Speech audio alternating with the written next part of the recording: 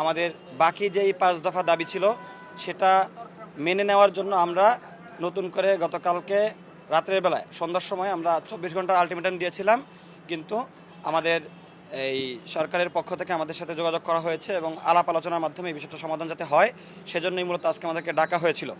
আমাদের যেই বাকি 5 দফা দাবি আছে সেই দাবিগুলো আমরা এখানে উপস্থাপন করেছি এবং এখান থেকে আমাদের দাবিগুলোর ব্যাপারে অত্যন্ত পজিটিভভাবেই নেওয়া হয়েছে এবং এই বিষয়গুলো বিভিন্ন প্রক্রিয়া অনুসরণ করে মেনে নেওয়া হবে সেটা আমাদেরকে আশ্বাস দেওয়া হয়েছে। আমি যদি একটু বলি, আমাদের প্রথম দাবি ছিল হচ্ছে ঢাকা কলেজ সহ 7 কলেজ শিক্ষার্থীদের সঙ্গে ঢাকা বিশ্ববিদ্যালয়ের শিক্ষার্থীদের সংঘাতের দায় নিয়ে ঢাকা বিশ্ববিদ্যালয়ের প্রভিসি মামুন স্যারকে ক্ষমা প্রার্থনা করে পদত্যাগ করতে হবে। এই বিষয়টি নিয়ে কথা বলা হয়েছে হচ্ছে এখন থেকে ঢাকা কলেজ সহ 7 কলেজ সংশ্লিষ্ট কোনো কমিটির সাথে প্রভিসি মামুন স্যার আর কোনোভাবে কানেক্টেড থাকবে না, এই কথাটা বলা হয়েছে। এবং ঢাকা পদত্যাগের যে বিষয়টা এটা ঢাকা বিশ্ববিদ্যালয়ের যে ভিসি স্যার আছে এবং সেখানকার যে প্রক্রিয়া সেই প্রক্রিয়া অনুসরণ করে এই বিষয়টা আগানো হবে আলাপ আলোচনার মাধ্যমে।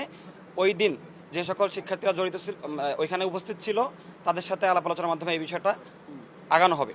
2 নম্বর দাবি ছিল আমাদের ঢাকা কলেজ শিক্ষার্থী রাকিবকে হত্যার উদ্দেশ্যে হামলাসহ ঢাকা কলেজের শিক্ষার্থীদের উপরে নিউ মার্কেট থানা পুলিশের যে আক্রমণ সেটার বিরুদ্ধে বিভাগীয় তদন্ত করে ব্যবস্থা নেওয়ার যে বিষয়টা সেখানে তদন্ত করার জন্য 3 দিন সময় নেওয়া হয়েছে।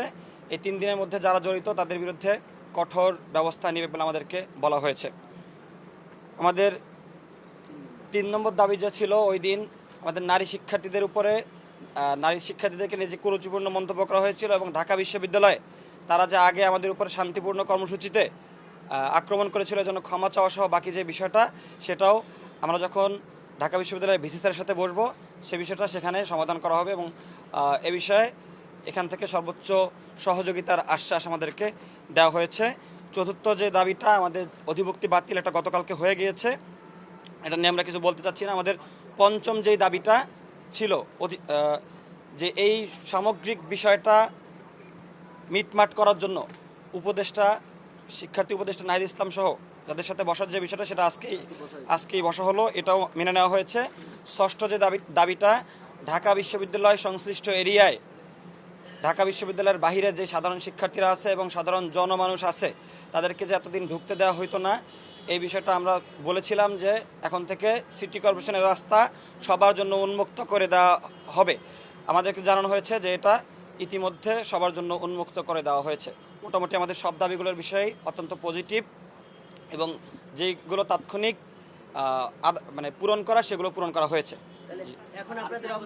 এখন আমরা হচ্ছে যে বলেছিলাম যে 24 ঘন্টা পরে আমরা 7 কলেজের সামনে থেকে ঢাকা বিশ্ববিদ্যালয়ের বাস সহ অন্যান্য বাস যে চলতে দিব না সহ যে কর্মসূচি এবং নিউ মার্কেট থানা ঘেরাও যে কর্মসূচি দিয়েছিলাম সেই কর্মসূচি আমরা প্রত্যাহার করে নিলাম।